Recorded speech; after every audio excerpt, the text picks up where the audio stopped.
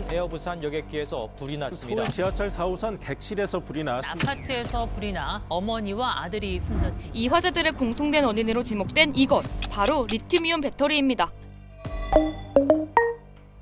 전기 스쿠터, 전동 킥보드, 전기 자전거, 노트북, 스마트폰, 전자담배 등등 알고 보면 우리 주변에 흔히 보이는 대부분의 전자기기에 사용되고 있는데요. 최근 PM, 즉 전기차를 제외한 개인형 이동장치의 리튬이온 배터리에서 화재가 특히 급증하고 있다고 합니다.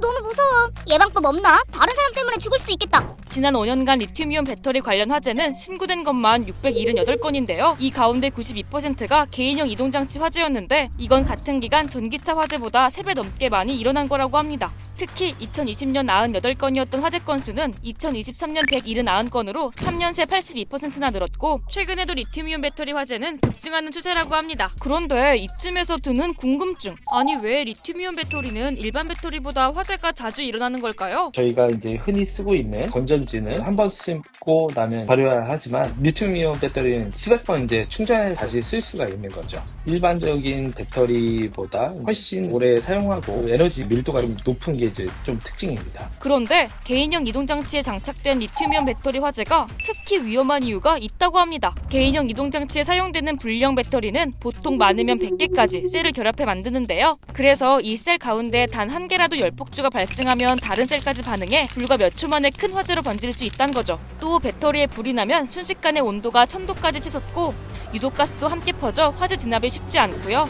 게다가 한 번 불을 껐다고 끝난 게 아니라 잠시 후 다시 불이 붙는 경우도 많아 더 위험하다고 합니다. 그렇다면 리튬이온 배터리에 열폭주가 일어나는 원인은 뭘까요? 화재가 날 수 있는 가장 중요한 요인은 과충전인 경우가 그다음에 그 제품 자체에 하자가 있을 수도 있는 거고요. 배터리가 손상을 입었다든지 충격을 입었다든지 이런 것도 화재의 원인이 될 수 있습니다.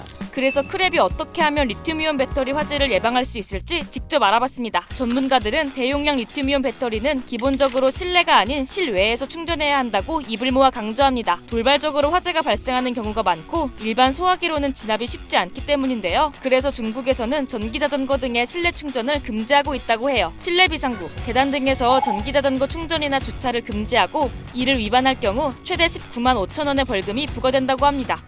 그렇지만 실외 배터리 충전 공간이 부족해서 그냥 집에서 충전할 때도 많잖아요. 그래서 피치 못할 사정으로 실내 충전을 하게 될 때에는 다음 유의사항을 꼭 기억해 주시면 좋겠습니다. 왜 우리 핸드폰 충전해두고 잠드는 경우 많잖아요. 요즘 핸드폰은 대부분 과충전 방지 기능이 있지만 개인형 이동장치의 대용량 배터리는 완전 다른데요. 충전한 채로 잠들거나 충전하고 그대로 방치해두면 정말 큰일 날 수 있다고 합니다. 리튬이온 배터리 화재 원인의 절반 이상이 과충전 때문인 것으로 알려져 있어서요. 특히 충전이 완료된 후에도 충전기에 계속 꽂아두면 배터리 충전율을 100%로 유지하기 위해 충전기가 짧게 반복 충전하는 플로팅 현상이 일어나 화재로 이어질 위험이 있다고 해요. 그래서 배터리를 80%에서 90%만 충전하는 게 좋다고 해요. 또 충전율이 낮을수록 화재 위험이 줄어든다는 주장도 나오는데요. 실제로 배터리를 절반만 충전했을 땐 열폭주가 발생하더라도 화재로 이어지지 않는다는 연구 결과도 있다고 합니다. 만약 실수로 배터리를 떨어뜨렸다? 이런 경우 충격으로 인해 화재가 발생할 수 있기 때문에 각별한 주의가 필요하다고 하는데요.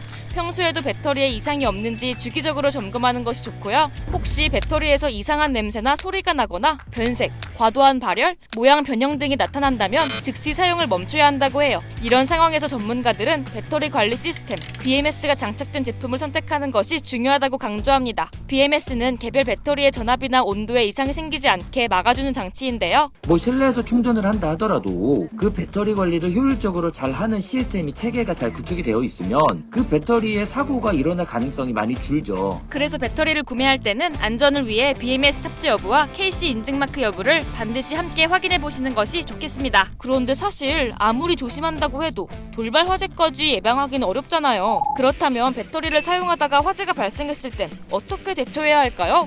배터리 화재가 생각보다 확산되는 이제 속도가 굉장히 빠릅니다. 그렇기 때문에 직접 끄려고 하기보다는 빨리 이제 대피해서 119에 신고하는 게 더 올바른 방법이라고 좀 보고 있습니다. 우리의 일상을 편리하게 해주는 리튬이온 배터리. 하지만 무심코 사용했다간 큰 화재로 이어질 수 있다는데요. 오늘 알려드린 화재 예방법 잊지 마시고 주변 사람들에게도 전해주세요. 모두의 안전을 지키는데 도움이 되면 좋겠습니다.